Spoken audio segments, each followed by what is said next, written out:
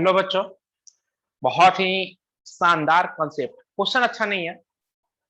Again I am repeating, question is not as much level of good, but एक बच्चा हमसे ये question पूछ रहा है और ये क्या कर रहा है ना बच्चा, कि p की पावर 6 को मैं देख रहा हूँ कि वो मल्टीप्लाई कर रहा है।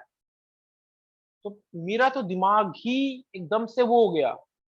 तो ये क्या बेवकूफों वाली बात हो रही है भाई। अब हम मल्टीप्लाई करते चलेंगे। अगर हम मल्टीप्लाई करने पे आए तो क्या हम पेपर में बना पाएंगे?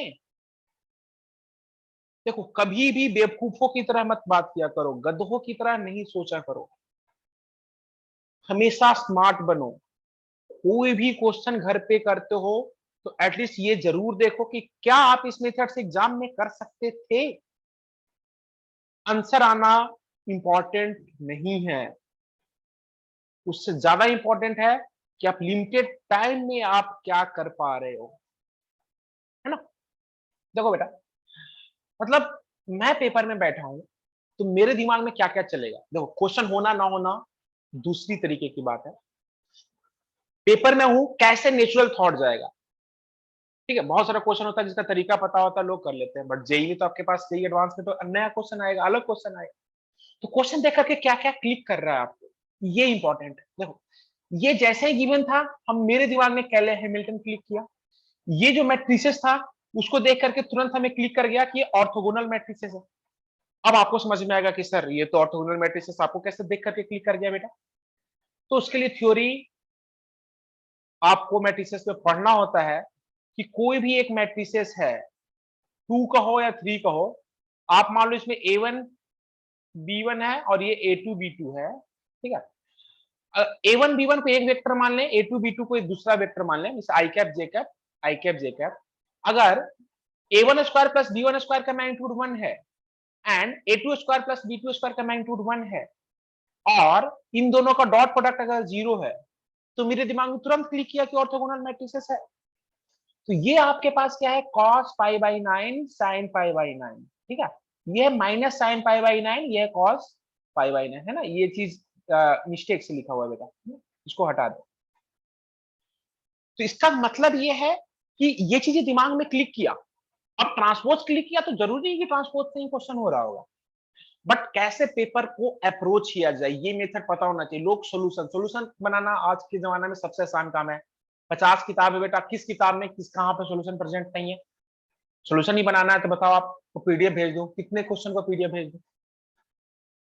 बट सोल्यूशन इंपॉर्टेंट नहीं है। अगर सोल्यूशन से ही काम हो जाती तो हम लोग क्यों क्यों वन टू वन टीचर से पढ़ते, क्यों ज्यादा कंसंट्रेशन बनता है जब teacher eye eye to eye contact बना करके पढ़ाता है, बच्चों से पूछता है समझ में आया नहीं आया, बच्चे बात करते हैं, क्यों ज्यादा दिमाग को जोर पड़ता है। क्योंकि बुक में तो आजकल अच्छे अच्छे बुक आ गए हैं जो थ्योरी साथ के साथ साथ क्वेश्चन के साथ साथ सारा कुछ दे रखा है। इंपॉर्टेंट यहाँ पर ये how to approach the question. तो ये देख करके हमारे दिमाग में ये तो क्लिक कर गया कि ट्रांसपोज है, एक दिमाग में देख करके क्लिक किया कि कैले हैमिल्टन। अब ट्रांसपोज के यूज आएगा तो देख लेंगे, बट यहाँ पर ये इतना बड़ा मल्टीप्लीकेशन है ना, ये वाला ये हमें उधर जाने नहीं दे रहा है, उधर जाने नहीं देगा। हम लोग को करना क्या है बेटा, आप ये देखो। देखो, 2 into 2, 3 into 3, 4 into 4, n into n matrices, कोई भी मैट्रिसेस होगा। जो बच्चे मेरे से ऑलरेडी पढ़ चुके हैं उनको पता है कि कैले हैमिल्टन में अगर ये n ऑर्डर का है तो n डिग्री का ये पोलिनोमियल होता है, और n डिग्री का पोलिनोमियल ये हमारे पास है। तो n डिग्री पोलिनोमियल का सम ऑफ द रूट होता है ना बेटा, ट्रेस ऑफ द मैट्रिसेस होता है। ये आप देख लो, आपको हर जगह मिलेगा नहीं, जल्दी बुक में ये अवेलेबल होता नहीं। और उस मैट्रिसेस का जो प्रोडक्ट ऑफ द रूट होता है ना, वो डिटर्मिनेंट ऑफ द मैट्रिसेस होता है। वापस से रिपीट कर रहे हैं बेटा, ये sum of the matrices, sorry, trace of the matrices का होता है, सम ऑफ द रूट होता है।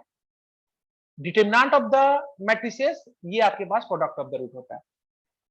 ये बात क्लियर होना चाहिए। ये देखो, आपको पता है तो क्वेश्चन को बनाने में हमको कितना देर लग रहा है, आप खुद देखो बेटा।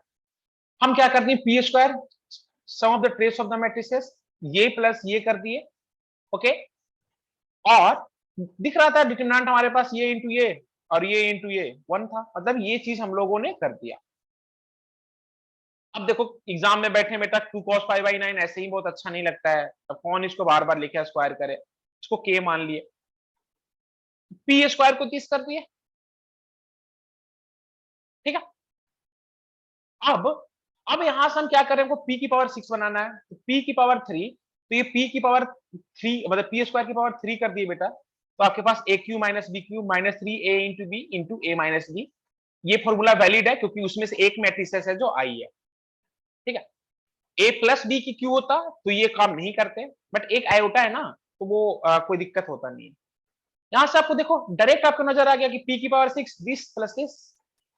अब आपको खुद से पता है कि अल्फा का वैल्यू 1, यहां पर बीटा का जो वैल्यू है हमारे पास वो क्या हो जाएगा बेटा, 3k माइनस के क्यू, के की जगह पुट कर दिए, वहां से 2 कॉमन ले लिए, 2 3 से 8 था, ये 4 बन गया।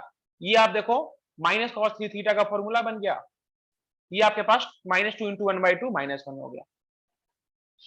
इस क्वेश्चन को सोल्व करने के लिए बेसिकली जरूरत नहीं था इस चीज का, है ना, बट ठीक है। अब हम पेपर में क्वेश्चन बना रहे हैं, हम डिस्कस कर रहे हैं, क्या ये मेरा फाइनल एग्जाम है जो हम लोग एक एक पार्ट को करके छोड़ करके आगे बढ़ गए। एक क्वेश्चन से 10 क्वेश्चन सीखने का हैबिट बनाओ, है ना। तो इसमें बीटा की जरूरत नहीं पड़ी, इसका मतलब ये नहीं कि बीटा आप निकालोगे ही नहीं। अब ठीक है, बीटा का वैल्यू पता है, सबका वैल्यू पता है, ऊपर ये अल्फा और गामा का वैल्यू 1 था, ये हमारे पास 0 हो गया, ये वैल्यू 1। अभी बेटा ये क्वेश्चन में और अच्छा तरीके से बोला जा सकता था कि अल्फा बीटा गामा का जो कॉमन फैक्टर है ओनली 1 है, तब क्वेश्चन में और मजा आता। क्यों? क्योंकि ऐसा भी तो हो सकता था हम 2 2 2 टाइम्स मल्टीप्लाई कर देंगे, 2 अल्फा 2 बीटा 2 गामा, ये भी तो 0 को सेटिस्फाई करेगा। अल्फा बीटा गामा का कॉमन फैक्टर जो होना चाहिए तो 1 होना चाहिए। तो एक क्वेश्चन से कितना कितना चीजें सीखने को मिला, क्वेश्चन में हम लोग एरर भी ढूंढ लिए, फिर हम लोग क्या कर रहे हैं, कैले हैमिल्टन भी सीख गए, फिर मैट्रिसेस से trace of the matrices, determinant of the matrices ये सीख गए। अगर कंसेप्ट पता है तो ये 2 लाइन क्वेश्चन सोल्व, नहीं पता है तो गधों की तरफ ढेंचू ढेंचू करो आप, मल्टीप्लाई करो आप।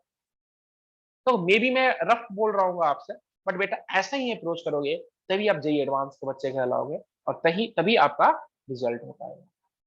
ठीक है बच्चों, मिलते हैं अच्छे कंसेप्ट के साथ नए नए क्वेश्चन में।